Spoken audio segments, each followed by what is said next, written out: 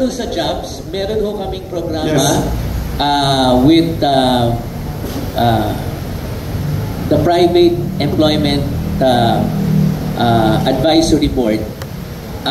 Yung jobs program ho namin ay i-address ho namin yung tinatawag na underemployment at yung unemployment. Marami ho kasing naghahanap ng trabaho na gustong magtrabaho pero hindi makita yung trabaho. At marami namang mga employer na naghahanap ng empleyado, hindi rin makita ang empleyado. Hindi ho Valentine's Day ang sinasabi ko.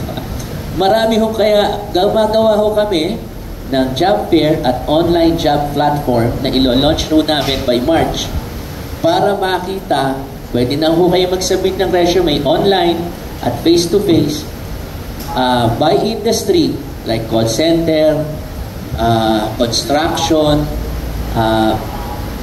mga admin assistants, at lahat-lahat ng mga trabaho at in partnership with the government and TESDA para ima-match ho namin yung naghahanap ng trabaho sa nagbibigay ng trabaho. Medyo ganun ho yung dating. And sana naman ho, pagdating ho noon, pag-launch, iimbitahin ho namin kayong lahat. At hindi ko lang alam kung pandesal ang pakakain namin. Katulong ho namin ang SM.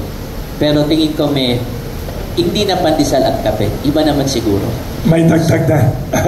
Kasi kay Wilson ho, itong Kamuning Bakery, kaya sikat na sikat yung pandesal niya at kape niya. Salamat po. Magandang umaga sa inyong lahat.